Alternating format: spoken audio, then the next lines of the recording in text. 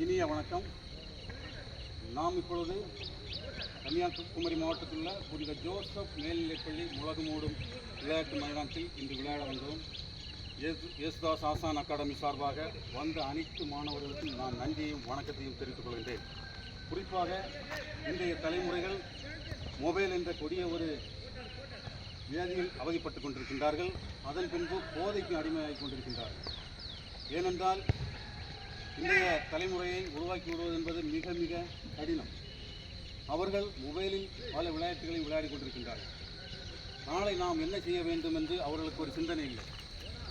நீங்கள் இந்த அகாடமிக்கு வந்து நல்ல ஒரு அரசு வேலையில் சேரும் என்பது நமது அனைவருடைய குறிக்கோளாகும். உங்களை அனுப்பின பெற்றோர்களை நான் பாராட்டுகின்றேன், வணங்குகின்றேன். இன்றைய பெற்றோர்கள் நினைப்பது பணம் பணம் பணம், பிள்ளைகளை கவனிப்பதில்லை.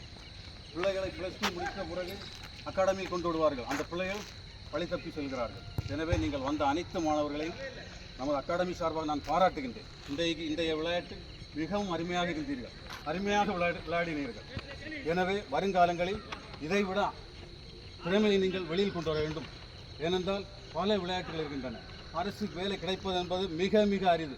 ஒரு அரசு வேலைக்கு 1 லட்சம் பேர் போட்டியிடுகிறார்கள். ஆனால் இந்த அகாடமியில் வந்து நீங்கள் நல்ல நிலைமையில் சேர்ந்து ஒரு அரசு வேலை சேர்ந்து உங்கள் குடும்பத்திற்கும் நாட்டுக்கும் சமுதாயத்திற்கும் நல்லது செய்ய வேண்டும் என்று எல்லா வல்ல இறைவனுடன் வேண்டிக் கொள்கிறேன். நன்றி, வணக்கம். ஜெய் ஹிந்த், ஜெய் பாரத்.